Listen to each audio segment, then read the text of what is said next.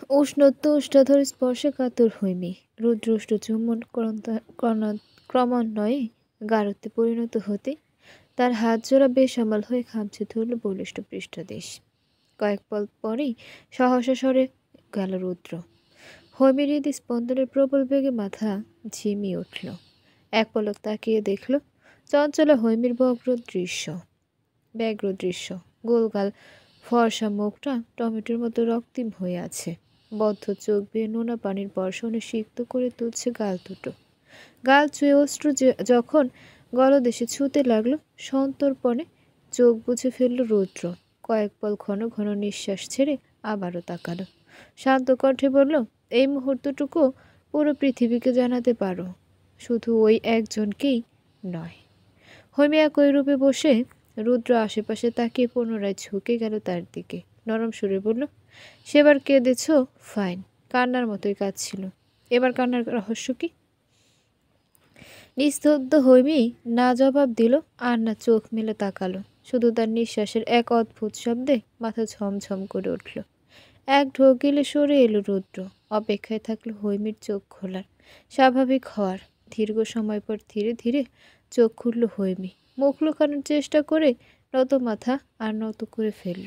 সহসা কম্পমান সুরে রুদ্রকে উদ্দেশ্য করে বলল, আপনি কি আমাকে ভালোবাসেন? কিস করেছি বলে মনে হচ্ছে ভালোবাসি? উত্তর দিল না হৈমি। সিটে গা এলিয়ে দিল রুদ্র। সন্তর্পণে চোখ দুটো বুঝে ঊর্ধ্বশ্বাস ছাড়ল। অনুরক্ত ভরাট কণ্ঠে বলল, তোমার বয়স অল্প। জীবনকে তুমি যেভাবে দেখো আমি সেভাবে দেখি না। একটা চুমুর উপর কখনো ভালোবাসা নির্ভর করে না। দুজন ছেলে মেয়ে আবেগের তাড়নায় কাছাকাছি আসবে, ঠোঁট ছোঁয়াবে, শরীরে মেলাবে। এর মানে এই না তারা দুজন দুজনকে ভালোবাসে। আবার দুজনের মধ্যে মাইল থেকে মাইলের দূরত্ব থাকলেও ভালোবাসা হয়ে যায়।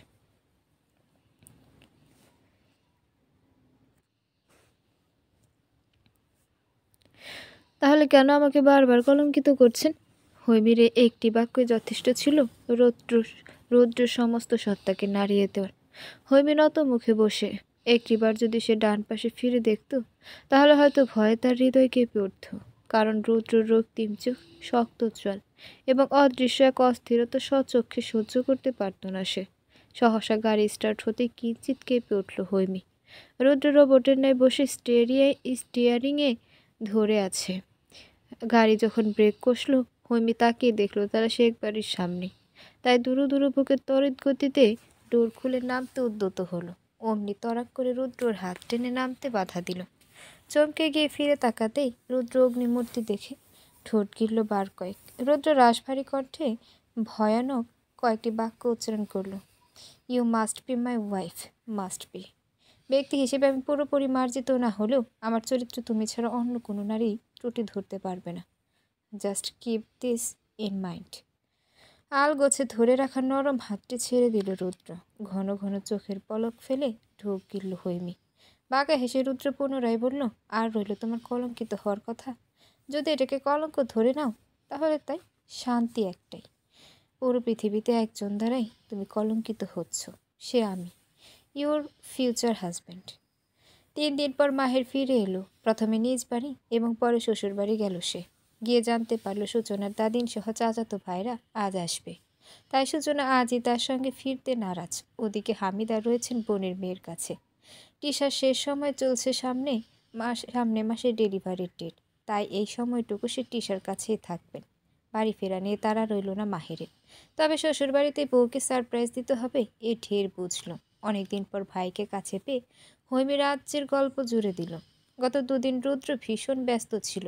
গতকাল ভোরে ঢাকা গিয়ে ফিরেছে রাত 2টোর দিকে। নতুন ব্যবসা শুরু করার আগে কত শত জটিলতা যে তাকে সামলাতে হচ্ছে, এতদিন কাজ থেকে দূরে ছিল বলে টের পায়নি। বাবা, চাচা, চাচাতো ভাই রাফিদের পরিশ্রমের গভীরতা এবার হাড়ে হাড়ে টের পাচ্ছে। মাহের এসেছে শুনেই অবাক থেকে নিচে এসেছিল সে, উপর থেকে নিচে এসেছিল সে। সন্ধ্যা হয়ে এলো। মাহের এসেছে, এ অবধি সূচনার সঙ্গে আলাদা হবার সুযোগ পায়নি। এবার যাও পেত, তাও বোধহয় হৈমির জন্য হলো না ভেবে মেজাজ বিগড়ে গেল রুদ্রর। মেয়েটা এত বেশি কথা বলে। শেষে কাজের মেয়েকে দিয়ে কৌশলে হৈমিকে রান্নাঘরে ডেকে নিল। কথার ঝুড়ি ফেলে হৈমিও চলে গেল রান্নাঘরে। হাফ নিঃশ্বাস ছেড়ে রুদ্র মাহেরকে বলল, লম্বা জার্নি করেছেন, রুমে গিয়ে রেস্ট করুন। বলে সূচনার দিকে তাকালো। বলল, দাদিনরা বোধহয় এসে পড়ল। আমি বাইরে যাচ্ছি, ওরা এলে একটা ফোন দিস। সূচনা মাথা কাত করে মাহেরকে নিয়ে উপরে গেল।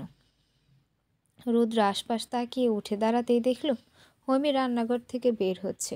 রুদ্র তার দিকে ধীর নিক্ষেপ করতেই কোমরের দুপাশে ঝুলে থাকা ওড়নার কোনা দু হাতের মুঠোয় চেপে ধরল। ধীর পায়ে আগাতে আগাতে জোর পারব ঘেঁষে জিজ্ঞেস করলো, ভাইয়া ভাবি কোথায়? ওপরে গেছে? ও আচ্ছা, ঠিক আছে, আমি যাই। ভাইয়াদের সমুদ্র পাড়ে ছবি তো দেখাই হয়নি। হাঁটার গতি বাড়িয়ে রুদ্রকে পাশ কাটাতে যেতেই রুদ্রর হাত টেনে ধরল। শক্ত গলায় বলল, পরে দেখবে। ভ্রুকুচকে হৈমি বলল, ওহ, এত শক্ত করে ধরেছেন কেন? আর পরে এবার দেখবো কেন আমি? আমি এক্ষুনি দেখব।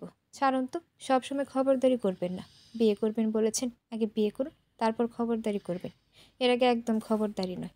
আপনাকে আমি অল্পখানি পছন্দ করেছি বলে ধরে নেবেন না মাথায় চড়ে নাচতেও দেব। আমি বিরক্তিতে চোখ মুখ কুচকে পেছন থেকে হৈমির মুখ চেপে ধরল রুদ্র। হৈমি চাপা শব্দ করতেই অন্য হাতে পেছন থেকে পেট জড়িয়ে সিঁড়ির দিকে এগিয়ে চিবিয়ে বলল, সবসময় এত বেশি বকবক না করলে হয় না, সহ্য হয় না, বুঝলে? এবার ঠিক ততক্ষণ ঘরবন্দি থাকবে যতক্ষণ না আমি ফিরব। নিজের বিশাল ঘরটায় হৈমিকে রেখে বাইরে থেকে রুম লক করে চলে গেল রুদ্র। যাওয়ার আগে অবশ্য শাসিয়ে গেল, নো চিৎকার, নো চেঁচামেচি সুইটার। যদি একটু আজ বাইরে যায় তাহলে আজ বিয়েবিহীন সারা রাত আমার সঙ্গে কাটাতে হবে। যদি বলো কিভাবে, তার উত্তর দিতে না পারলেও কাজে দেখিয়ে দিতে পারবো। আগেই বলছি, আমি ভীষণ উদ্যত। রুদ্র চলে যাওয়ার পর হৈমি মুখ বন্ধ করে হাত পা ছোড়াছুড়ি করলো কিছুক্ষণ। এরপর নিজেকে শান্ত করে বলল, এভাবে আটকে দেওয়ার মানে কি? বললেই তো হতো ওদের একটু সময় দেওয়া উচিত। আমি কি বেহায়ের মতো তবু ওদের কাছে যেতাম নাকি? আশ্চর্য, কতক্ষণ সময় এভাবে বন্দি থাকতে হবে জানা নেই। তাই কি করে সময় কাটাবে বুঝতে পারল না। পুরো ঘর ছুড়ে এলোমেলো দৃষ্টি বুলিয়ে হঠাৎ মাথায় বুদ্ধি খেলল, পুরো ঘরে যত সব আসবাবপত্র আছে সব ঘেটে দেখবে। রুদ্র মানুষটাকে তো বুঝতেই পারে না। আজ না হয় তার ঘর এবং ঘরের জিনিসপত্র বোঝার চেষ্টা করবে। নিমেষে চোখ দুটো চকচক করে উঠল, মন হলো উচ্ছ্বসিত। সর্বপ্রথম তুম করে শুয়ে পড়ল রুদ্রর বিশাল বিছানাটায়। হাত পা চারদিকে ছড়িয়ে শুয়ে বড় বড় করে শ্বাস নিল। একবার চোখ বন্ধ করলো তো আরেকবার চোখ মেলে চারদিকে দৃষ্টি ঘোরালো। চট করে উঠে বসে আবার চট করে বালিশে মুখ গুজে নাক টেনে ঘ্রাণ নিল। এখানে কি রুদ্র ঘ্রাণ পাওয়া যাচ্ছে? খিলখিল করে হেসে উঠল সে। মুহূর্তেই মুখে হাত চেপে হাসি থামালো। ধীরে স্থির হয়ে বিছানা থেকে নেমে দাঁড়ালো। এক এক করে সমস্ত কিছু ছুঁয়ে ছুঁয়ে দেখতে লাগলো। বেডসাইড টেবিল, কাউচ, ছোট্ট বুকশেলফ, বড় কার্ভাট এবং দেয়ালগুলোতেও ছুঁয়ে দিল।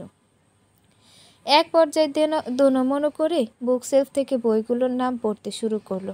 উপরের তাকে বেহিসেবি ডায়েরি। হৈমি এক এক করে সে ডায়েরিগুলো গুনতে শুরু করলো। 19-এ গিয়ে থামলো সে। চোখ বড় বড় করে ওষ্ঠছোড়া ফাঁক করলো। বিড়বিড় করে বলল, এত ডায়েরি, এগুলোতে কি লেখা আছে? প্রচণ্ড কৌতূহলদীপক হয়ে একটা ডায়েরি নিয়ে মলাট উল্টালো। একটিও বর্ণ লেখা নেই। একদম নতুন চকচকে ঝকঝকে ডায়েরি। কৌতূহল দমিয়ে ডায়েরিটা রেখে দিয়ে আরেকটা নিল। এবারেরও একই দৃশ্য। একে একে সব কয়টা ডায়েরি দেখে শেষ একটা না দেখে বিরক্ত হয়ে পেছন ঘুরল। আবার চট করে সেলফির দিকে ঘুরে ভাবলো, যদি শেষটাই কিছু পাই। শাওয়ার নিয়ে বের হতে সূচনাকে চুপচাপ বসে থাকতে দেখলো মাহের। মৃদু হেসে এগিয়ে এলো সে। বলল, এতদিন পর দেখা, অথচ মুখে হাসি নেই। আপনি কি খুশি হননি? আতকে উঠল সূচনা। ঝটপট উঠে দাঁড়ালো। আমতা আমতা করে বলল, ছি ছি ছি, খুশি হব না কেন? খুশি হয়েছেন? মাথা ঝুঁকিয়ে প্রশ্ন করল মাহের। সদ্য গোসল করে আসাতে ছোট ছোট চুল কপালে লেপ্টে আছে। সে চুল চুইয়ে কয়েক ফোঁটা পানি টোপ করে প্রথমে লম্বাটে নাক এবং পরবর্তীতে চিকন পাতলা ঠোঁট দিয়ে স্পর্শ করল। সূচনা সে দৃশ্য দেখে লজ্জা পেয়ে চোখ সরাতে গিয়ে চোখ গিয়ে ফেলল মাহেরের পুরুষালী উন্মুক্ত বক্ষস্থলে। এবার পুরোপুরি ফেঁসে গিয়ে দ্রুত পায়ে মাহেরকে পাশ কাটালো। কারভার থেকে টি শার্ট বের করতে করতে বলল, খুশি হব না কেন? অবশ্যই খুশি হয়েছি। বাক্যটি সমাপ্তি দিয়ে যেই পেছন ঘুরেছে ততক্ষণে মাহেরের লম্বাটে নাকের সঙ্গে তার কপালে ধাক্কা লাগলো। কিঞ্চিত পিছিয়ে গিয়ে কারবাটের সঙ্গে পিঠ লেগে গেল সূচনার। গাঢ় চোখে তাকিয়ে আলতো হাসল মাহের। সূচনার নিঃশ্বাস ভারী হয়ে উঠল। টি শার্ট এগিয়ে দিয়ে মুখ ছোট করে বলল, এটা পরুন। হাত বাড়িয়ে টি শার্ট নিল মাহের। আশ্চর্য সুন্দর হাসি দিয়ে বলল, কতটুকু খুশি আপনি? আমতা আমতা করে সূচনা বলল, অনেক অনেক। উত্তর শুনে দম ছাড়ল মাহের। সুঠাম শরীরটা টান টান করে দাঁড় করে নিবিড় চোখে তাকালো। নরম সুরে বলল, এ কদিন ভীষণ মিস করেছি আপনাকে। মনে হচ্ছে কতকাল পর প্রিয় তোমার দর্শন পেলাম। অদ্ভুত শান্তি লাগছে। আপনারও কি শান্তি লাগছে? সূচনা মাথা নাড়ালো। ঠোঁটের কোণায় দুষ্টুমি করে হাসল মাহের। বলল, একবার শক্ত করে জড়িয়ে ধরবেন, বড্ড অস্থির লাগছে। শ্বাসরোধ হয়ে এলো সূচনার। অধর কামড়ে ধরে বিচলিত ভঙ্গিতে এক পা আগালো, কিন্তু জড়িয়ে ধরতে পারল না। তার পূর্বে তার হাত পা কাঁপতে শুরু করলো। গাল দুটো লাল হয়ে নাকের ডগা ফুটে উঠল। তার মনের অবস্থা বুঝতে পেরে মাহের বলল, আমি সাহায্য করব। চোখ বন্ধ করে সামনে মাথা নাড়ল সূচনা। হেসে দিল মাহের একটু শব্দ করে। সে হাসি নিমেষে বন্ধ করে দুহাতে সূচনার ঠান্ডা হয়ে আসা নিশ্চল দেহটা টেনে বুকের ভেতর লুকিয়ে ফেলল। প্রথমবারের মতো নিজের বিবাহিত স্ত্রীকে অত্যন্ত নিবিড়ভাবে জড়িয়ে নিল বুকের মধ্যখানে। আচমকায় সূচনা দু হাতে তার পৃষ্ঠদেশ আঁকড়ে ধরে ফুঁপিয়ে উঠল। মেয়েটা ভীষণ সুন্দরী। চোখ ধাঁধানো সুন্দরী বলতে লোকেদের এমন মেয়েকেই বলতে শুনেছি। ফার্স্ট ইয়ারে পড়ে। নাম সুমনা। নামটাও ভীষণ সুন্দর। সুন্দর মনের অধিকারীও হতে পারে। তার বিষয়ে খুব একটা জানি না। সত্যি বলতে কখনো জানতে চাইনি, কারণ তার প্রতি আমার ভীষণ রকম রাগ আছে। এমন সুন্দরী মেয়ে হয়ে তার পছন্দ এত জঘন্য হয় কি করে?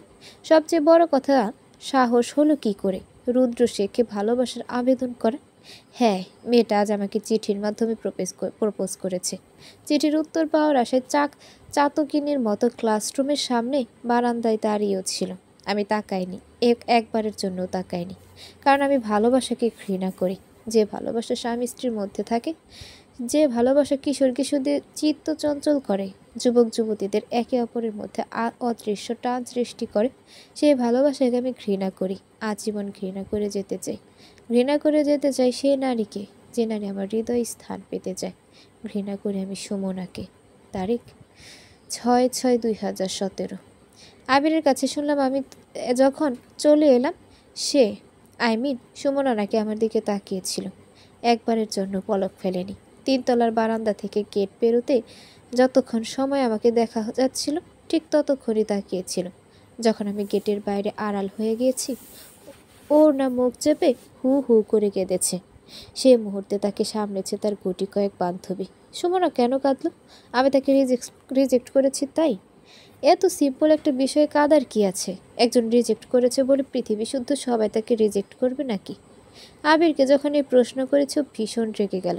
চোখ রাঙিয়ে বলল, আমি একটা হৃদয়হীন। আমার হৃদয় সৃষ্টিকর্তা মায়া ভালোবাসা দেয়নি। আমি স্মিত হেসে জবাব দিলাম, ঠিক বলেছিস। 5 বছরের ছোট্ট ছেলেটা যখন তার বাবার অবর্তমানে মায়ের ঘরে বড় চাচাকে রাত কাটাতে দেখেছে, তখন হয়তো সে তেমন কিছু বুঝতো না।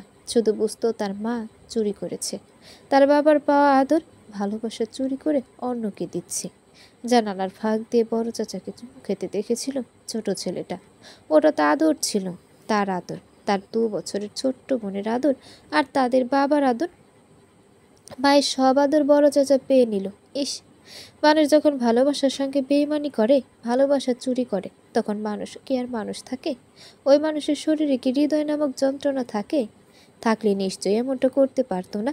অমন হৃদয়হীন নারীর সন্তান সে, তাহলে তার তো হৃদয়ই নেই। সেখানে প্রেম ভালোবাসার জায়গা কি করে হয়? তারিখ 10/6/2017। আজ কথার ছলে সূচনা বলল তার ভাবি প্রয়োজন। আর কয়েক বছর মাত্র আমার পড়াশোনা শেষ। দাদিন আর বোন এখন থেকে পাত্রী খুঁজতে শুরু করবে। এসব শুনে মাথা গরম করে বোনকে ধমকে দিয়েছি। দাদিন বলল, কষ্ট পেয়েও রাতে খায়নি। লেখা শেষ করে ওকে খাওয়াতে যাব। পাশাপাশি বোঝাবো তার ভাই কখনো বিয়ে করবে না। তার ভাইয়ের কোনো সঙ্গীর প্রয়োজন নেই। যে হৃদয়ে ভালোবাসা নেই সেই হৃদয়ে কোনো নারী টিকে থাকে না। তারা ঠিক অন্যত্র হৃদয় খুঁজে কেটে পড়ে। আমার এমন কথায় একদিন যুক্তিস্বরূপ আবির বলল, ভালোবাসা না থাকলে তো কেটে পড়ে, ভালোবাসা থাকলে নিশ্চয়ই কেটে পড়বে না। আমি মান হেসে বলেছি, আমার বাবা আমার জন্মদাত্রীকে এখন অনেক ভালোবাসে, এজন্য সকলের চাওয়া সত্ত্বেও তিনি দ্বিতীয় বিয়ে করতে রাজি হয়নি। মুখে হয়তো বোঝায় সে তার প্রাক্তন স্ত্রীকে, তার 2 সন্তানের জন্মদাত্রীকে অনেক ঘৃণা করে, কিন্তু ছেলে হয়ে বাবার চোখের ভাষা, মনের ব্যথা বোঝার ক্ষমতা যে এখন আমার হয়েছে তা তিনি জানেন না। আমার বাবাও তো ভালোবেসেছিল ওই মহিলাকে, মাত্র 1 বছরের ব্যবধানে সবটাকে তুচ্ছ করে দিল। বাবা তো কথা দিয়েছিল ওনাকে সহ আমাদের ভাই বোনকে ও দেশে নিয়ে যাবে, শুধু কিছুদিন মাত্র অপেক্ষা। উনি অপেক্ষা করতে পারেনি, 2টো সংসার ভেঙে দিয়েছেন। কোন লোভে উনি এমনটা করেছেন তা পূর্বে না বুঝলে এখন বুঝতে পারি। ছেলে হয়ে ভাবতেই ঘৃণা লাগছে। ছি, আমি কখনো বিয়ে করব না, কখনো না। এসব শুনে আবির তর্ক করলো, শুধু তোর মা নয়, তোর বড় চাচাও সমান দোষী। আমি বললাম, সেটা আমি অস্বীকার করি না। তার জন্য আজ বড় চাচি একা, নিঃসঙ্গ, বড় ভাই সাদমান প্রীতিহারা। নারীতে অনেক পার্থক্য থাকে, বড় চাচির মতো নারী সবার ভাগ্যে জোটে না। আমি কোনো রিস্ক নিতে চাই না। এরপর আর আবির তর্কে জড়ায়নি। হে সৃষ্টিকর্তা, তুমি আমার ভাগ্যে কী লিখেছ জানি না, কিন্তু বিশ্বাস করো, ঘর বাঁধা স্বপ্ন আমি দেখি না, আর না আশা করি কেউ আমাকে ভালোবাসুক। তবুও যদি তুমি চাও জীব দশায় কারোর সঙ্গে বৈবাহিক সম্পর্কে জড়াতে হয়, তাহলে কিন্তু আমার সঙ্গে জড়ানো নারীটা কখনো মাতৃত্বের স্বাদ পাবে না। কারণ আমি আমার জীবনে রিস্কে থাকলেও আমার অংশকে রিস্কে রাখতে পারবো না। যে দুর্বিষহ যন্ত্রণা আমরা 2 ভাই বোন ভোগ করেছি, তা যেন আর কেউ না করে, অত্যন্ত আমার আপনজনদের মধ্যে কেউ। সহ্য করা যায় না এ যন্ত্রণা। আমার শিশুকাল ধ্বংস করেছে, আমার কৈশোর জীবন সবটা ধ্বংস করে দিয়েছে। সূচনা ভীষণ ইন্ট্রোভার্ট, ও প্রকাশ না করলেও বুঝতে পারি প্রতিদিন মনের সঙ্গে, সমাজের সঙ্গে, সহপাঠীদের সঙ্গে কতটা বুদ্ধি করে চলতে হয় তাকে। ওকে, আমি তো সেই দৃশ্যটা আজও ভুলতে পারিনি। সূচনা যখন 14 বছরের, আমি 19-এ পা দিয়েছি। ওর স্কুল বান্ধবী সীমার সঙ্গে ঝগড়া লেগেছিল। ঝগড়াতে ওকে হারাতে সীমা নাকি বলেছিল, তোর আম্মু তো খারাপ, তোর বড় চাচাকে ভাগিয়ে নিয়ে বিয়ে করেছে। আমার আম্মু বলেছে তোর সঙ্গে কম মিশতে, মেয়েরা মায়ের স্বভাব পায়। তুইও কদিন পর মায়ের স্বভাবে চলে যাবি, তোর নামের পিছনে চরিত্রহীন ট্যাগ লেগে থাকবে, যেমনটা তোর মায়ের পিছনে রয়েছে। বোন আমার সেদিন বিধ্বস্ত মুখে বাড়ি ফিরল, দরজা বন্ধ করে চিৎকার করে কাঁদল। সারাদিন আমাকে মুখ দেখালো না। দরজা ভেঙে যখন রুমে গেলাম, ওকে পেলাম সেন্সলেস অবস্থায়। জ্ঞান ফেরার পর আমার বুকে মাথা রেখে যখন ফুপাতে প্রশ্ন করলো, ভাইয়া কদিন পর আমার নামের পেছনে লোকে চরিত্রহীন ট্যাগ বসাবে, তৎক্ষণাৎ আমার কলিজাটা ছিঁড়ে গেল। বুকের গভীরে হাহাকার করে উঠল, আমাদের দোষ কি? কেন শাস্তি পাচ্ছি আমরা? আমাদের কেন পৃথিবীতে আনা হলো? এই নরক যন্ত্রণা কেন ভোগ করছি আমরা দুজন? 10/7/2017। ডায়েরির পরের কিছু পৃষ্ঠা ফাঁকা, একে একে শেষ 2 পৃষ্ঠার অল্প কিছু লেখা দেখা গেল। লেখাগুলোতে বোঝা যাচ্ছে এগুলো সদ্য লেখা। আগের পাতাগুলো বেশ বছরের পুরনো বোঝাই যাচ্ছে, কিন্তু শেষ পাতার লেখাগুলো খুব একটা পুরনো নয়। এ ব্যাপারে শিওর হলো লেখাগুলো পড়ার জন্য, কারণ সে লেখাগুলো তাকে নিয়ে, অর্থাৎ ধৈমিকে নিয়ে। আজ একটি ঘটনা ঘটেছে। স্টুপিড ধরনের একটা মেয়ে আমাকে প্রেমপত্র পাঠিয়েছে। মেয়েটার নাম হৈমন্তিকা হৈমী, বয়স একেবারেই অল্প, কিন্তু অনেক সাহস। সুমনার মতো মেয়েকে রিজেক্ট করে সে সেই অল্প বয়সে স্টুপিড বাচাল ধরনের মেয়ের প্রপোজ অ্যাকসেপ্ট করব? মোটেই তেমন কিছু হবে না। এ মেয়ে আমার মাহেরের বোন, যার সঙ্গে আমার বোনের বিয়ের কথাবার্তা চলছে। আজ আরও একটি ঘটনা ঘটে গেল, কিন্তু সেটা আমি লিখতে পারবো না, হয়তো বলতেও পারবো না।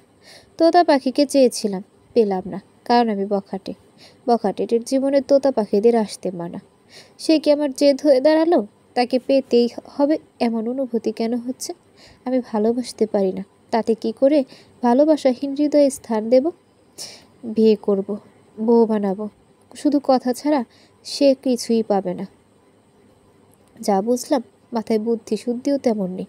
শুনেছি ভীষণ ভীতু, ভূতে ভয় পায়, রক্ত ভয় পায়, মানুষের কষ্টকেও ভয় পায়, নিজে কষ্ট পেতে পায় না, ভয় পায়। মজার ব্যাপার হলো রান্না করতেও ভয় পায়। তেল ছিটে আসার ভয়। একেবারে পারফেক্ট এমন ভয় পাওয়া মেয়ে নিশ্চয়ই মা হতেও ভয় পাবে। জীবদশায় বিয়ে যদি করতেই হয় একেই করি। যদি কখনো ফেলে চলে যেতে চায় মেরে ধরে কষ্ট দিয়ে রেখে দেব, আটকে দেব, কিন্তু বাচ্চার রিস্ক নেব না। মেরে ধরেও যদি না রাখতে পারি তাহলে সমস্যা হয়ে যাবে, বিরাট সমস্যা। ডায়েরিতে লেখা এক একটা শব্দ পড়তে পড়তে হাত পায়ে কম্পন শুরু হয় হইমির। পুরো লেখা সমাপ্তি হতেই ডায়েরি বন্ধ করে যথাস্থানে রেখে দিল সে। এরপর গুটি গুটি পায়ে এসে পা তুলে বসল বিছানায়। দু হাতে মুখ চেপে ঢুকরে উঠল মুহূর্তেই। তার ভীষণ কষ্ট হচ্ছে। বুকের ভেতরটা অদ্ভুত এক কষ্টে জর্জরিত হয়ে আছে। ছোটবেলা থেকে তার মন বড় সফলতার ঘেরা। মন পাশাপাশি খুবই নরম মনের অধিকারী। কারো কষ্ট দেখলে মন কেঁদে ওঠে। চোখের সামনে কাউকে কাঁদতেও দেখতে পারে না। টিভিতে নায়ক ফ্যাস ফ্যাস করে কাঁদে, আর 17 বছরের কুমারী সে তবুও অভাব মানুষকে কোথায় আটকে আছে, তবুও স্বভাব আটকে গেছে 7 বছরের। এই পৃথিবীতে অনেক মানুষ থাকে যারা বছরের পর বছর পেরিয়ে গেলেও নির্দিষ্ট একটা বয়সে তাদের মন মানসিকতাকে আটকে রাখে। হৈমু সেই মালিকের তালিকাতেই পড়ে গেছে। ঘন মেঘের আড়ালে লুকিয়ে থাকা সূর্য শৈশব, কিশোরের যৌবন, ধ্বংসের শৈশব বৃত্তান্ত শুনে তার মন কাঁদছে, ভীষণ কাঁদছে। এই কান্না আজ আর থামবে না, একটুর জন্য বোধহয় থামবে না। দরজা খোলার শব্দে চমকে উঠল হৈমি। রুমে ঢুকে চট করে দরজা লক করে দিল হৈমি। অকস্মাতে বিছানায় হৈমিকে গুটিসুটি হয়ে বসে কাঁদতে দেখে থমকে গেল। ক্ষীণ স্বরে প্রশ্ন করলো, রুমেই তো আটকে গেছি, এভাবে কাঁদছো কেন? কথাটা বলে প্রচণ্ড গম্ভীর হয়ে গেল। ধীর পায়ে এসে দাঁড়ালো হৈমির সামনে। বিরক্তি স্বরে আবার জিজ্ঞেস করলো, এ আবার কি নাটক? এভাবে কেন কাঁদছো? কিঞ্চিত কান্না নামিয়ে সময়ে আলগোছে নেমে দাঁড়ালো হৈমি। তার কন্দনরত মুখের দিকে তাকিয়ে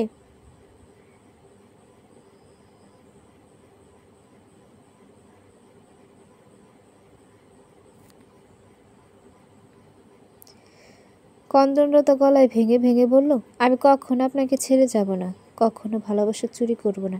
সারা জীবন আপনাকে খুব খুব খুব ভালোবাসবো। আপনাকে সব দুঃখ মুছে দেব, বিশ্বাস করুন। আপনার রৌদ্রের মাথায় যেন বাজ পড়ল। না পারে ছোট্ট দেহখানি ছুঁড়ে ফেলতে, নিজেকে ক্রমান্বয়ে নিয়ন্ত্রণ করে রোবটের নয় ঠায় দাঁড়িয়ে কাঠখোট্টার স্বরে বলল, কোন সাহসে আমার ব্যক্তিগত জিনিসে হাত দিয়েছ? একটু ম্যানার্স কি তোমাদের শেখায়নি তাই? হৈমির কান্নার বেগ বেড়ে গেল। ভাঙা আওয়াজে বারবার বলতে লাগলো, আমার খুব ইচ্ছা হচ্ছে, বিশ্বাস করুন। আমি কারো একটু কষ্ট সহ্য করতে পারি না।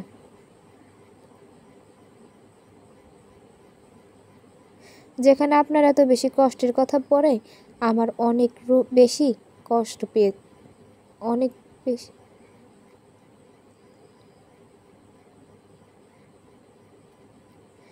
অনেক বেশি কষ্ট হচ্ছে। আমি মনে হয় আপনাকে বেশি ফেলেছি। আমি মনে হয় আপনাকে বেশি ভালো না বেশিও থাকতে পারি না। হৈমি হাত বাড়িয়ে হৈমিকে রুদ্র না ধরল। হৈমিও রুদ্র প্যাচকনায় কান তুল। নিজের মতো করে নিজের অনুভূতি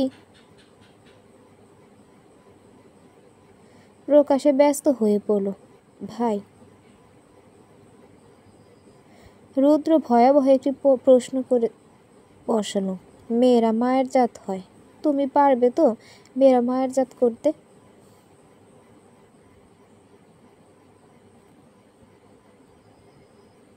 তাই রুদ্র ভয়াবহ একটি প্রশ্ন করে বসল।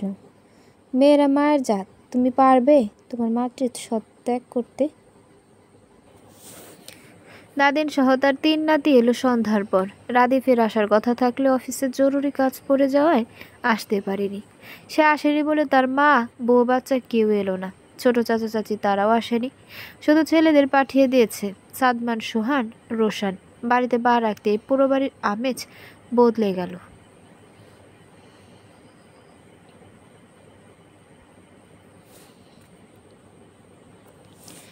দাদিন এসে নিজের ঘরে গিয়ে হাই হতাশ করতে শুরু করলেন।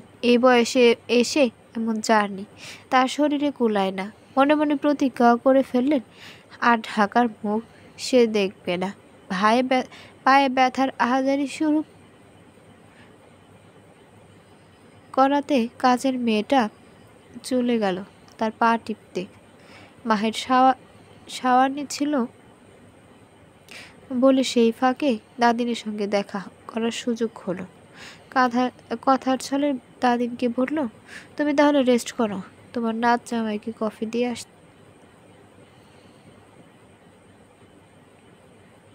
দাদিন বলল, যা যা খাবার সময় দেখা করবনি ওর সাথে। সূচনা বিদায় নিয়ে বেরিয়ে যাওয়ার পূর্বে হঠাৎ কাজের মেয়েটার দিকে তাকালো। রুকুজকে বলল, কুসুম, তুই অমন মুখ চেপে রেখে হাসছিলি কেন? কি হয়েছে? দাদিনের পা টিপা থামিয়ে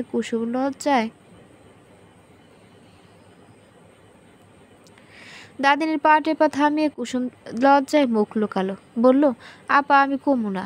আয়নার সামনে যে আপনি নিজেই দেখে নিয়েন। কপালে দু ভাঁজ ফেলে রুম থেকে বের হলো সূচনা। ছোট্ট একটি বিষয় নিয়ে তেমন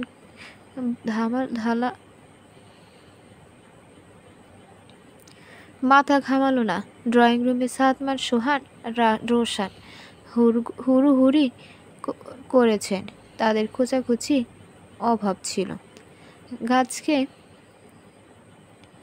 তাদের চেঁচামেচিতে বড্ড কানে লাগছে। একটু ধমক দিয়ে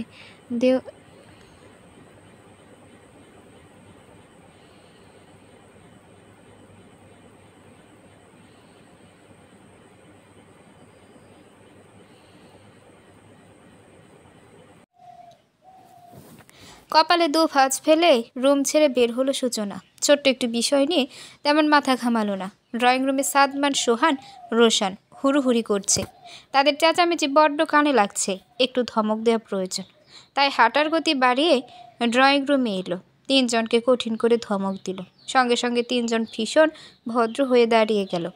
সাদমান সূচনার দিকে কিছুক্ষণ তাকিয়ে থেকে সহসা 32 পাটি দাঁত দেখিয়ে হাসলো। তার হাসির দিকে তাকিয়ে বাকি দুজনও হাসতে লাগলো। কিছুটা বিব্রত বোধ হলো সূচনা। বলল, বলদের মতো হাসছিস কেন? জার্নি করে তোদের মাথা কি গেল নাকি? ফ্রিজে শরবত বানানো আছে, দেখ কি। বলতে বলতে রান্নাঘরের দিকে গেল সে। সাদমান সোহানের মাথায় গাঁটটা মেরে জিজ্ঞেস করলো, হাসছিস কেন? সোহান, রোশান দুজনেই একসাথে বলল, তোমার হাসিতে সঙ্গ দিলাম ব্রো। সাদমান মনে মনে স্বস্তি পেল। যাক, বাদর দুটো তাহলে হাসির আসল কারণ বুঝতে পারেনি। কিন্তু সোহান বুঝে যেতেও পারে। তার তো আবার গার্লফ্রেন্ড আছে। যতদূর জানি বেশ লুতুপুতু ধরনের সম্পর্ক। গার্লফ্রেন্ড অবশ্য তার নিজেরও আছে। তাই সূচনার ব্যাপারটা বুঝতে দেরি হয়নি। শত হোক, বড় বোন এভাবে লজ্জায় ফেলাও দৃষ্টিকটু। তাই বাকি দুজনের চোখে যেন সূচনা এ মুহূর্তে না পড়ে। তাই বলল, তোরা দুজন এখানে বসে থাক, আমি শরবত এনে দিচ্ছি। সূচনা কফি বানিয়ে যেই ঘুরল, অমনি সাদমান দাঁত কেলিয়ে হাসি দিল। সূচনা চোখ রাঙিয়ে বলল, ভালো হচ্ছে সাধু, এমন করে হাসছিস কেন? সাদমান মাথা চুলকে প্যান্টের পকেটে হাত ঢুকালো। হ্যাংলা পাতলা বডির দিকে তাকিয়ে সূচনা বলল, সামনে থেকে সরে দাঁড়া ভাই, এখন ইয়ার্কি মারার সময় নাই। সাদমান ভীষণ সিরিয়াস হয়ে সরে দাঁড়ালো। সতর্কী কণ্ঠে বলল, বিচ্ছু দুটোর সামনে আপাতত যেও না আপা, ওরা কিন্তু অনেক বেশি পেকে গেছে। চোখ মুখ শক্ত করে সূচনা তাকালো সাদমানের দিকে। বলল, তুই অনেক বেশি পেকেছিস। মাসে কয়টা গার্লফ্রেন্ড বদলাস? সে খবর ঠিক কানে আসে। আর মুখ খুলতে বাধ্য করিস না। ফ্রিজে শরবত আছে, আইসক্রিম আছে, ফ্রুটস আছে, যা পারিস খেয়ে রেস্ট কর। গট পায়ে সাদমানের সামনে থেকে চলে এলো সূচনা। ড্রয়িং রুমে বিচ্ছু দুটো গেমস খেলায় ব্যস্ত। সূচনার বুকের ভেতরটা অদ্ভুত রকম কাঁপছে। তখনও ওভাবে মাহেরের বুকে নিজের জায়গা করে নেওয়া তার দ্বারা সত্যি অসম্ভব ছিল। সেই অসম্ভবটা সম্ভব করেছে মাহের নিজেই। এর পাশাপাশি আরও একটি ভয়াবহ ঘটনা ঘটিয়েছে মানুষটা। তার কান্নার গতি যখন বেড়ে চলছিল, তাকে থামানোর জন্য এ প্রথমবার আদর করেছে। সে আদরের মাঝে কখন যেন গালে গাঢ় করে চুম্বন এঁটেছে। সেই শক্ত চুম্বনের রেশটা এখনও রয়ে গেছে। মাহেরের পুরুষালী পাতলা ঠোঁট জোড়া যেন এখনও লেগে আছে তার নরম তুলতুলে গালটায়। অদ্ভুত শিরশিরানি অনুভব হচ্ছে। তার এই অনুভূতিটা কি কাজের মেঘ কুসুম ভাই সাদমান কোনোভাবে টের পেয়েছে, নাকি লুকিয়ে লুকিয়ে মাহেরের দেওয়া আদর তারা দেখে নিয়েছে? তীব্র অস্বস্তি নিয়ে রুমে প্রবেশ করলো সূচনা। মাহের বিছানায় আধশোয়া হয়ে বসে ফোনে দৃষ্টি নিবদ্ধ করা ছিল। সূচনা রুমে প্রবেশ করতেই ফোন থেকে দৃষ্টি সরিয়ে বলল, দাদিনরা এসে গেছে?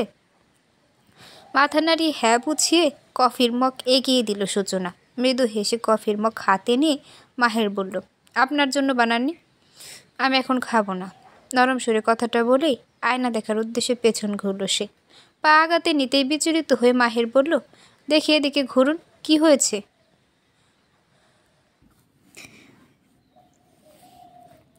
আতকে উঠে মাহেরের দিকে ফিরে তাকালো।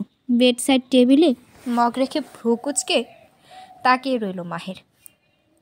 সূচনার বাম গালে কয়েক পল স্থির দৃষ্টিতে তাকিয়ে পড়ল, এটা আমি করেছি?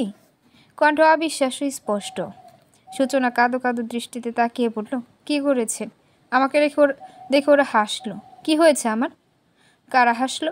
কুসুম, সাধু মানে সাদমান। অস্পষ্ট স্বরে মাহের বলল, শিট, আমার খেয়াল রাখা উচিত ছিল। সূচনা আর অপেক্ষা করতে পারল না। তড়িৎ পায়ে আয়নার সামনে গিয়ে নিজের মুখশ্রীতে সচেতন দৃষ্টি বুলালো। বাম গালে স্পষ্ট লালচে দাগ। সূক্ষ্ম নজরে তাকালে স্পষ্টই বোঝা যাবে কেউ ধীর চুম্বন এঁটেছে এই গালে। আর সেই কেউ যে তার স্বামী মাহের, এ কথা কারোরই অজানা নয়। তীব্র লজ্জায় পুরো মুখশ্রী রক্তিম হয়ে উঠল এবার। নিঃশ্বাস হয়ে গেল বড়ই বেসামাল।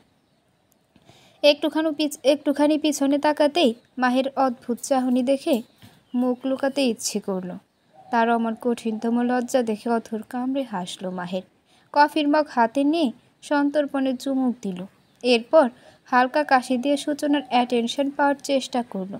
বলল, একটু সময় নিন, ঠিক হয়ে যাবে। আপাতত কিছু সময় বের হবেন না। সূচনা মাথা দোলালো। মাহের তৃপ্তি নিয়ে আরেকটু হাসলো। পরিস্থিতি স্বাভাবিকতায় আনতে প্রশ্ন করলো, হৈমি কোথায়? ওদের সঙ্গে আড্ডা দিচ্ছে? চমকে উঠল সূচনা। সত্যিই তো, হৈমি কোথায়? রুদ্রার রুম থেকে বেরিয়ে হৈমি সূচনাদের গেস্ট রুমে গিয়ে বসেছিল দীর্ঘক্ষণ। তীব্র বিষণ্ণতায় আচ্ছাদিত মন। তাই এই বিষণ্ণতা ভরা একমাত্র সম্বল হিসেবে টিশাকেই মনে পড়ল তার। সঙ্গে সঙ্গে কলও করে ফেলল। রুদ্রার বলা কথাগুলো কাঁদতে কাঁদতে জানালো টিশাকে। সব শুনে টিশা ভীষণ রেগে গিয়ে ধমক দিল। বিরক্তি ভরা কণ্ঠে বলল, তুই কাঁদছিস? তোর সাহস দেখে আমি অবাক হয়ে যাই। একজন গর্ভবতী মেয়েকে ফোন করে কাঁদিস? আর কান্নার কারণ কি বললি? ওই রুদ্র না ছিদ্র? হ্যাঁ, ছিদ্রই তার নাম।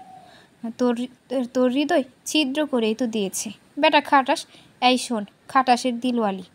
আরে বেটি থাম আগে, আমার কথা শোন। আরে আশ্চর্য, তোর সঙ্গে চিল্লাতে চিল্লাতে আমার ডেলিভারি হওয়ার উপক্রম, আর তুই থামছিস না? দেখ হৈমি, আমার জামাই বাসায় নেই। খালামণি রান্নাঘরে, বিপদ ঘটলে কিন্তু সর্বনাশ। ধমক খেয়ে কিছুটা দমিয়ে এলো হৈমি। ভাঙা কণ্ঠে নাক টেনে বলল, বল, শুনছি। আমি যা বলবো একদম মাথায় সেট করে ফেলবি, আর সে অনুযায়ী কাজ করবি, কেমন? তাহলে দেখবি বেটা বেয়াই কেমন জব্দ হয়। আচ্ছা বল। ওকে, মস্তিষ্কে নোট করে ফেল। ডিনারের সময় সবাই একত্রিত হলো। টিশার সঙ্গে কথা বলার পর মনের আকাশে মেঘের ঘন ঘটা কেটে গিয়েছিল। তাই সবার সঙ্গে, অর্থাৎ সাদমান, সোহান, রোশানের সঙ্গে দেখাটা স্বাচ্ছন্দ্য মতোই হলো। খেতে বসার পর রুদ্রর মুখোমুখি হলো। একবার তাকিয়ে দেখল না। বোনের মাঝে কিঞ্চিত নীরবতা দেখে মাহের আড়ালে জিজ্ঞেস করল, তোমার শরীর খারাপ লাগছে? চোখ মুখ লাল কেন? ঠান্ডা লাগিয়েছ? হৈমি মাথা নাড়িয়ে না বোঝালো। মৃদু হেসে বলল, দুপুরে একটু আইসক্রিম খেয়েছিলাম, তাই বোধহয় একটু ঠান্ডা লেগেছে। সকলকে খাবার বেড়ে দিয়ে দাঁড়িয়েছিল সূচনা। মাহের মৃদু কণ্ঠে তাকে আদেশ করল, দাঁড়িয়ে থাকবেন না, আমাদের সাথেই খেয়ে নিন। কারো কিছু প্রয়োজন হলে কুসুম এনে দেবে, বসুন।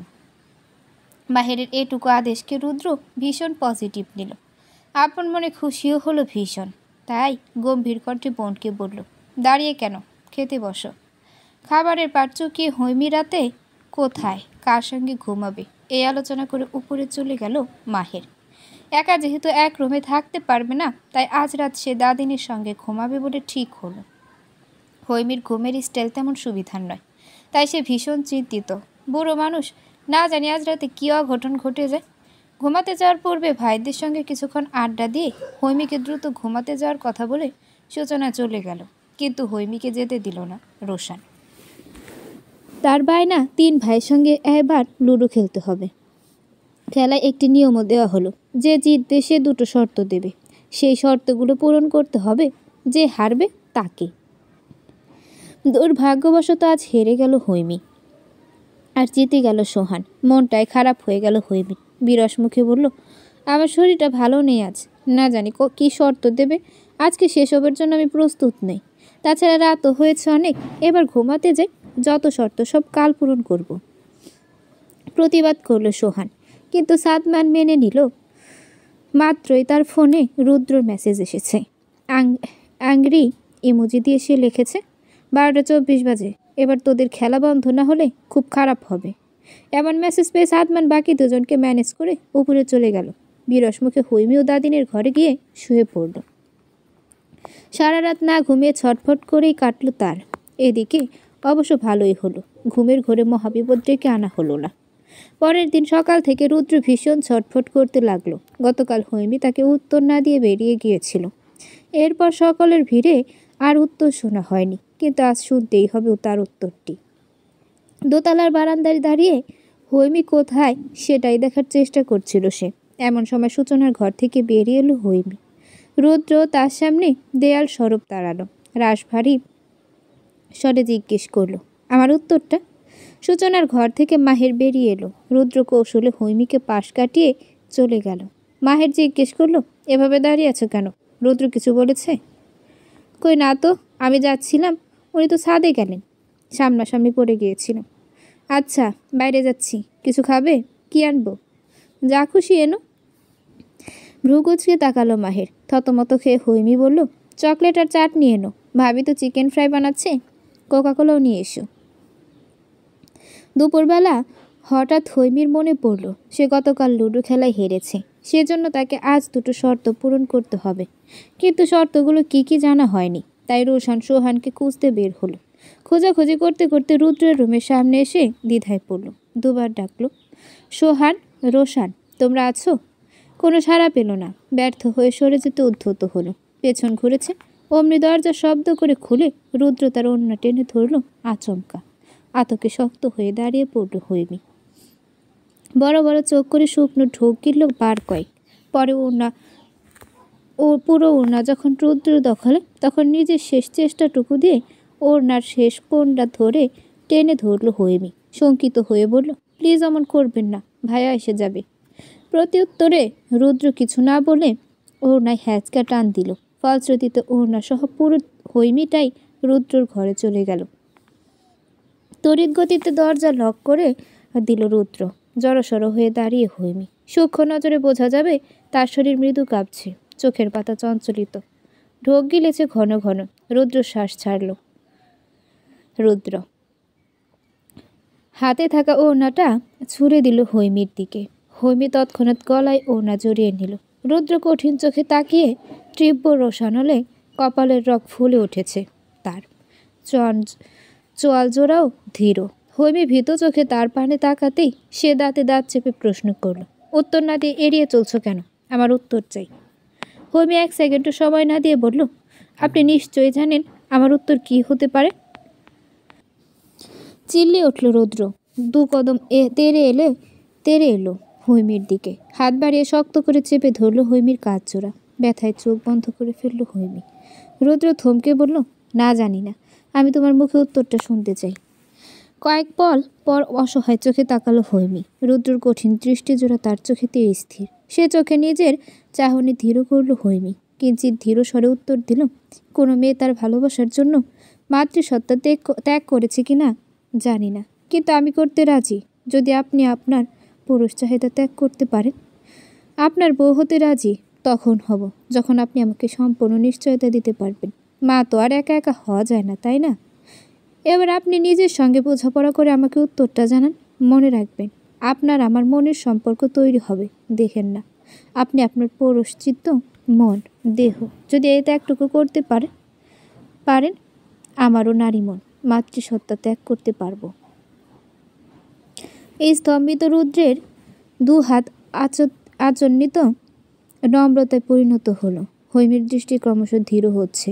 কয়েক পল অতিবাহিত হওয়ার পর হৈমির কাজজোড়া পুরোপুরি আলগা করে দিল রুদ্র। একই সঙ্গে বিস্ময়, অবিশ্বাস্য চাহনি তার। এমন একটি উত্তরের জন্য সে প্রস্তুত ছিল না। হৈমির এই শীতল ক্রোধ হজম করতে ভীষণ বেগ পেতে হলো। থমথমে স্বরে কেবল উচ্চারণ করলো, বেরিয়ে যাও। তার বলতে দেরি, কিন্তু হৈমির বেরিয়ে যেতে দেরি হলো না। এ ঘটনা যেন কাটা খায়ে নুনের ছিটা পড়ার মতন ঘটনা। তাই অসহনীয় হয়ে দু হাত শক্ত মুষ্টিবদ্ধ করে চোখ মুখ খিচে দাঁড়িয়ে রইল রুদ্র। সমুদ্রের উত্তাল ঢেউ যেন ক্ষণে ক্ষণে তার বক্ষ তীরে আশ্রে পড়তে লাগলো। সন্ধ্যার পর মাহিরের অনুরোধে জর্জেটের মধ্যে একটি হলুদ শাড়ি পরল সূচনা। বাসন্তী হলুদ শাড়ি সূচনাকে বেশ মানিয়েছে। সেই যে বিয়ের কদিন শাড়ি পরেছিল, এরপর আর পরা হয়নি। শাড়িতে সূচনাকে দেখতে ভীষণ ইচ্ছে করছিল মাহিরের। পাশাপাশি বউ নিয়ে রাতের শহর ঘোরারও ইচ্ছে হচ্ছিল। সারপ্রাইজের কথাটাও সে ভুলেনি, কিন্তু সময় সুযোগই পাচ্ছিল না। তাই প্ল্যান করলো কোথাও একটা ঘুরতে আসা যাক। সূচনার মন ভালো হবে, তারও একান্তে পাওয়া হবে মানুষটাকে। কাঙ্ক্ষিত উপহারটুকুও দেওয়া হবে। বাইকের চাবি হাতে ঠায় দাঁড়িয়ে মাহির। সূচনার সাজ কমপ্লিট হতে বের হবে সে। ড্রেসিং টেবিলের সামনে দাঁড়িয়ে সূচনা। সাজ সম্পূর্ণ হলো, লজ্জায় আয়নার সামনে থেকে সরতে পারছে না, কারণ সরলেই মাহিরের মুখোমুখি হতে হবে। পেতে হবে বুক কাঁপা, ঠোঁট কাঁপা, দু গাল রঙিন হয়ে ওঠা লজ্জাতে। সময় অপচয় করতে চুলের আগায় চিরুনি বোলাতে শুরু করলো। মাহির মৃদু কেসে বলল, সব ঠিক আছে তো? আরও সাজবেন? মুহূর্তেই বুকের ভেতর ধরাস করে উঠল তার। ইস, কি লজ্জা, কি লজ্জা!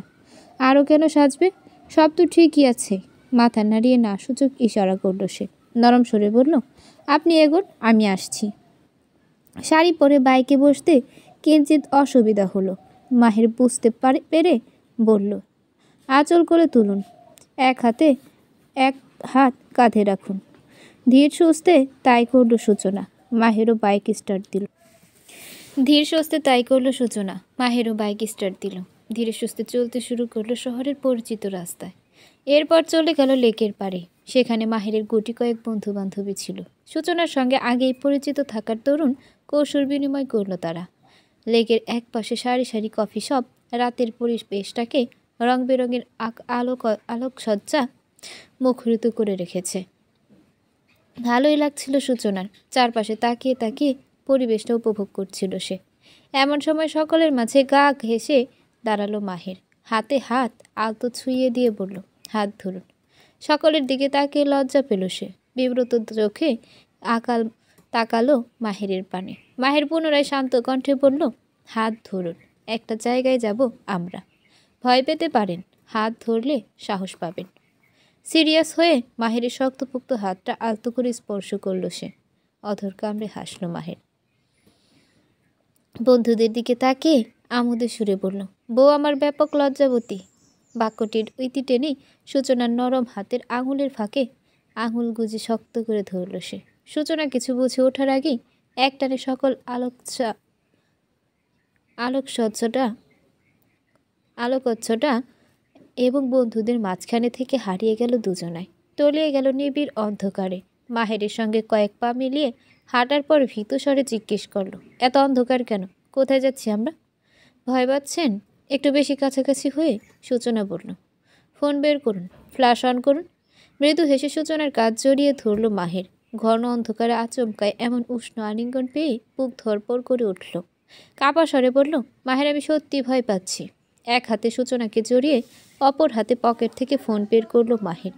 ফ্ল্যাশ অন করে নিজের দিকে ধরেই বলল, আমি তো এই তো আমি আমি ভয় কিসের? আমরা কোথায় যাচ্ছি? কোথায় না, এখানেই বসবো। ফোনের আলোটুকু সম্মুখে ধরতেই সূচনা দেখল কয়েক টুকরো কাঠ জড়ো করে রাখা হয়েছে। মাহির তার কাজ ছেড়ে হাত ধরে বসতে ইশারা করল। বসার পর কাঠগুলোতে আগুন ধরালো সে। পৌষের প্রথম সপ্তাহ চলছে। আহামরি শীত পড়েনি, তাই অবাক হলো সূচনা। আমতা আমতা করে বলল, এসব কি? চলুন ওদিকে যাই। আর চোখে তাকিয়ে ঘাসের ওপর লাইটার রাখলো মাহির।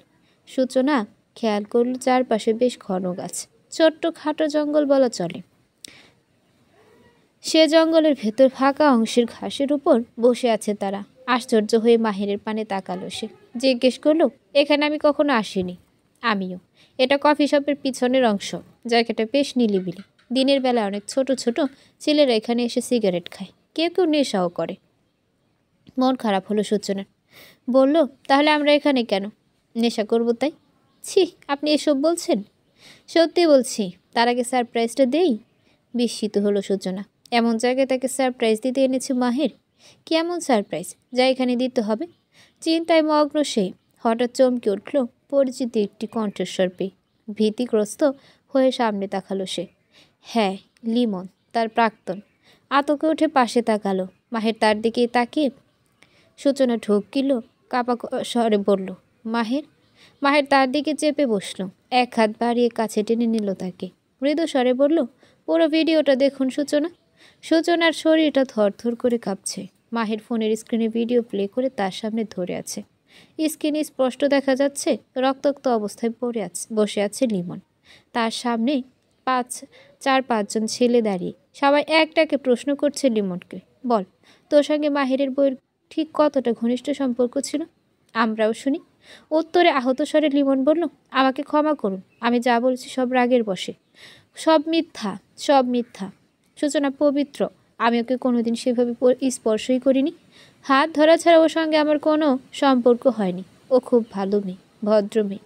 শুধুমাত্র ওর সংসারে আগুন ধরানোর জন্য, ওর হাজবেন্ডের ওর সঙ্গে সম্পর্ক নষ্ট করার জন্য আমি এসব করেছি। কারণ আমি ওকে এভাবে মেনে নিতে পারছিলাম না। মায়ের কথায় ওকে রিফিউজ করলেও এবার হাড়ে হাড়ে টের পাচ্ছি কী রত্ন হারিয়েছি আমি। ভাইয়েরা আমার, আপনারাও তো কাউকে না কাউকে ভালোবাসেন। আপনাদের ভালোবাসার মানুষটা যদি অন্য কারোর সঙ্গে ঘর বাঁধে, আপনার বুকে কি আগুন জ্বলবে না? সেই আগুন আমি সহ্য করতে পারছিলাম না বলেই ওদের ঘরে আগুন ধরাতে চেয়েছিলাম। আমাকে মাফ করে দিন। আমি মাহিরের পা ধরে মাপ চাইব, প্রয়োজনে সূচনার পা ধরেও মাপ চাইব। আমাকে ছেড়ে দিন। অকস্মাৎ ফুঁপিয়ে উঠল সূচনা। তড়িৎ বেগে ভিডিওটা বন্ধ করে দিল মাহির। চমকে তাকালো সূচনার দিকে। প্রচণ্ড খারাপ লাগায় বুকটা পিষিয়ে উঠল তার। এত কিছুর মাঝে সে ভুলে গিয়েছিল সূচনা লিমনকে ভালোবাসত। সূচনাকে ছেড়ে দিয়ে থমথমে স্বরে বলল, আম সরি সূচনা, ওরা এভাবে ওকে মারবে আমি জানতাম না। সে সময় আমি কক্সবাজার ছিলাম। আমি বলেছিলাম শান্তভাবে বুঝিয়ে জাস্ট ওর মুখ থেকে সত্যটা বের করা। সত্যিটা আমি জানতাম। হ্যাঁ, বুঝতে পেরেছিলাম, কিন্তু ওর মুখ থেকে সত্যিটা জানতে চেয়েছি শুধুমাত্র আপনার মনের স্বস্তির জন্য। কারণ আমি মুখে যতই বলি আমি আপনাকে বিশ্বাস করি, আপনি গিল্টি ফিল করতেন, ইভেন করেছিলেনও। তাই সত্যিটা বের করার জন্য বন্ধুদের দায়িত্ব দিয়েছিলাম। ওরা সহজভাবে লিমনকে বুঝিয়েছিল যেহেতু আপনাদের একটি সম্পর্ক ছিল, সে সম্পর্কে সম্মান রেখেই যেন সত্যি বলে। শুরুতে কিছুতেই রাজি হচ্ছিল না, তাই বাধ্য হয়ে এভাবে সবটা উন্মোচন করেছে। ওদের হয়ে আমি আবারও সরি। সূচনার কান্নার বেগ বাড়ল, পাশাপাশি রাগে অভিমানে দাঁড়িয়ে পড়ল। ভাঙা আওয়াজে পড়ল, আপনি আমাকে সরি বলছেন কেন?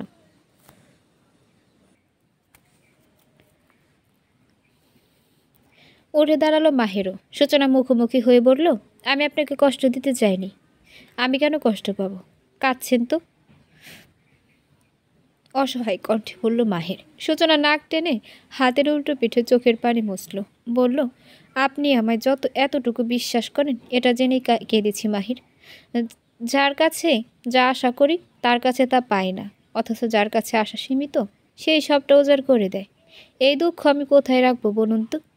ঈষৎ হেসে হাত বাড়িয়ে আঙুল ছুঁয়ে চোখের পানি মুছে দিল মাহের। সূচনা নত মাথায় দাঁড়িয়ে মাহের তার চিবুক ছুঁয়ে স্নেহময় কণ্ঠে বলল, কষ্ট কমাতে চেয়ে কি আরও বাড়িয়ে দিলাম? মাথা নাড়িয়ে সূচনা না বোঝালো, মাহের আরও বলল, যে রাতে আপনি নিজেকে প্রমাণ করতে এসেছিলেন সেই রাতে ভীষণ রাগ হয়েছিল আমার।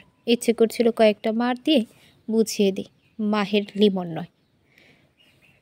আর সে সময় আপনার থেকে দূরে থেকেছি, অভিমান করে থেকেছি। এর পিছনে কারণ একটাই, তা হলো আপনি কোন সাহসে অমন একটা বেঈমানকে ভালোবেসেছিলেন যে কিনা সুযোগ পেয়ে এভাবে অসম্মান করে। ভুল হয়ে গেছে আমার। চট করে ভুল স্বীকার করে দায় ছাড়া হলো সূচনা। মাহেরকে আর কিছু বলতে না দিয়ে বলল, ভুল আপনারও কাছে, আপনারও আছে। অবাক হয়ে মাহের বলল, ভুল? আমার ভুল? হ্যাঁ, আপনি কেন আরও আগে আমার জীবনে এলেন না? যে পৃথিবীতে নেই তার কত ভাগ্য। ইস, সেই ভাগ্যটা যদি আমার হতো, পৃথিবীতে না থেকেও আপনার গভীর ভালোবাসা পেতাম। সূচনা মৃদু ধমক দিয়ে সহসা সূচনাকে শক্ত করে জড়িয়ে ধরল মাহের। অদ্ভুত স্বরে বারবার করে বলল, এমন কথা আর কখনো বলবেন না আপনি। দ্বিতীয়বার আমার কথা শুনলে ভয়ানক কিছু ঘটিয়ে ফেলবো বলে দিলাম। আপনি ভাগ্যবতী, বরং ওই অভাগী। তাই তো আমার ভালোবাসা না পেয়েই হারিয়ে গেল। একজনকে হারিয়েছি নিজের না করে পেয়েই আপনাকে নিজের করে পেয়েছি, অর্ধাঙ্গিনী হিসেবে পেয়েছি। আপনি হারালে আমি এটাই হারিয়ে যাব। এমন কথা আর কখনো বলবে না, কখনো না। দু হাতে শক্ত করে সূচনার পৃষ্ঠদেশ চেপে ধরে কথাগুলো বলছিল মাহের। আর শ্বাস প্রশ্বাস প্রচণ্ড বিক্ষিপ্ত নিঃশ্বাসগুলো একের পর এক সূচনার ঘাট ছুঁয়ে দিচ্ছে। ফলশ্রুতিতে শরীরের লোমকূপগুলো কেঁপে উঠছে। সূচনার দীর্ঘক্ষণ পর মাহের শান্ত হলো। সূচনা তার পিঠে আলতো ছুঁয়ে নরম সুরে বলল, সরি, এমন কথা আর কখনো বলবো না, প্রমিস। লম্বা করে নিঃশ্বাস ফেললো মাহির, কিন্তু সূচনাকে ছাড়ল না। সূচনা ওভাবেই পড়ে রইল তার বুকে। কিছু সময় পর হঠাৎ কানের কাছে উত্তপ্ত নিঃশ্বাসের পাশাপাশি ফিসফিসে আওয়াজ শুনল, I can have to kisses please. ছোট্ট নিঃশ্বাস ছেড়ে ছোট্ট করেই সম্মতি দিল সূচনা। মাহির ধীরে ধীরে মাথা তুলে তার কপালে গাঢ় চুম্বন এঁটে দিল। সন্তর্পণে চোখ জোড়া বদ্ধ করে ফেলল সে। বুকের ভেতর এক নাগাড়ে শব্দ হতে লাগলো, ঠিক ঠিক। কপালে ঠোঁট ছুঁয়ে অল্প আলোয় সূচনার ভীতু লাজক মুখটায় দৃষ্টিপাত করল মাহির। ধীরে ধীরে ঠোঁট জোড়া নামিয়ে নিল সূচনার অধর সুধা পান করার জন্য। দুজোড়া ঠোঁট খুব কাছাকাছি আসার পর সহসা চোখ বন্ধ করে ফেলল মাহেরও। অতি সন্তর্পণে নিজে ওষ্ঠাধর ভাগ করে সূচনার নরম অধর নিজ অধিকৃত করে নিল। এক হাত সূচনার কোমরে রেখে অপর হাতে কান এবং ঘাড় বেষ্টন করে নিল। কয়েক পল পেরোতে একজোড়া নরনারীর উত্তপ্ত নিঃশ্বাসে রাতের আধার থমথমে পরিবেশ মুখরিত হয়ে উঠল। সূচনার চোখের কোণ বেয়ে ঝরতে লাগলো সুখাশ্রু। মাহেরের সুশলিত উষ্ঠচুম্বনে হৃদয় স্পন্দন উঠল বড্ড বেসামাল। এমন আদর মেখে যত্ন নিয়ে পা চুমুটাই যেন সুখে মরণ যন্ত্রণা পেল সে। শেষে প্রকৃতির কোনো নিয়ম মেনে আপনা আপনি দু হাত চলে গেল মাহের পৃষ্ঠদেশে, জানে না। প্রচণ্ড জোরে খামচে ধরল পিঠে। বাহিরের দখলে থাকা উষ্ঠজোড়া যেন একটু সুযোগ পেলেই লাজুক স্বরে বলে বসবে, এই সারপ্রাইজ আমি কিভাবে সহ্য করি, কোথায় লুকিয়ে রাখি, এই মুহূর্তটা আমি কিভাবে ভুলি।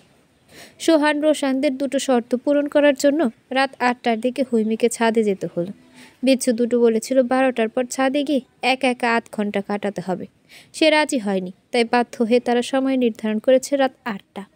রোশান সোহানের জন্য সবচেয়ে মজার ব্যাপার হলো আজ হৈমিকে তারা দারুণভাবে জব্দ করবে। কেউ বাধা দেবে না, কারণ বাড়িতে এ সময় কেউ নেই। দাদিন আর কুসুম নিচেই থাকে, তারা এ সময় উপরে আসবে না। সূচনা গেছে স্বামীর সঙ্গে একটু বাইরে সময় কাটাতে।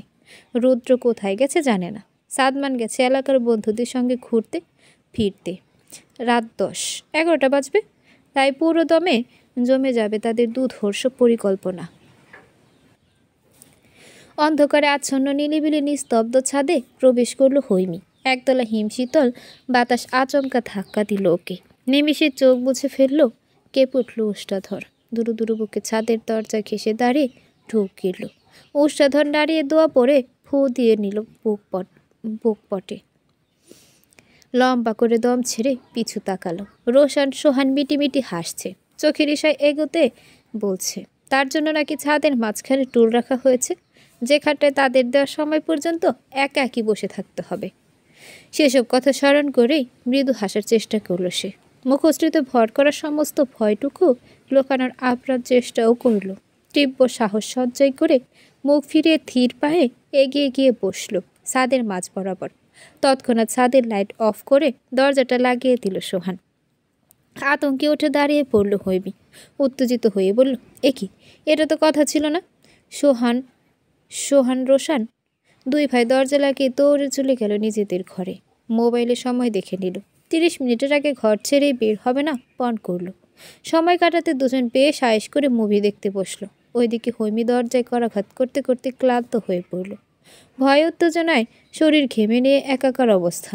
চারপাশে ভীতু চোখে তাকিয়ে আকস্মিক জড়সড় হয়ে বসে পড়ল। শীতের মৌসুম চলছে, তবু আকাশে মেঘের ঘন ঘটা। ফলশ্রুতিতে জ্যোৎস্নার পালায় নেই চারদিক, কেবল ঘন ঘুটঘুটে অন্ধকার। দূরে শুধু গুটি কয়েক বিল্ডিংয়ের আলো দেখা যাচ্ছে, যা খুবই স্বল্প।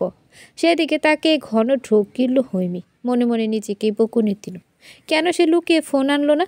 ওরা না করবে বললেই তাকে কেন এতটা ইনোসেন্ট হতে হবে? গায়ে জড়ানো চাদরটা 2 হাতে শক্ত করে জড়িয়ে ঠায় বসে রইল সে। বিড় করে একাধারে পড়তে লাগলো দৌড়।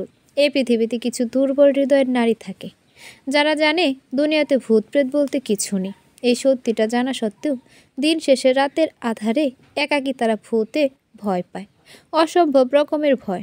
হৈমি হচ্ছে সেই দুর্বল নারীদের মধ্যে একজন। সে জানে পৃথিবীতে ভূত প্রেতনি বলে কিছু নেই, তবুও সে ভূত প্রেতনি ভয় পায়।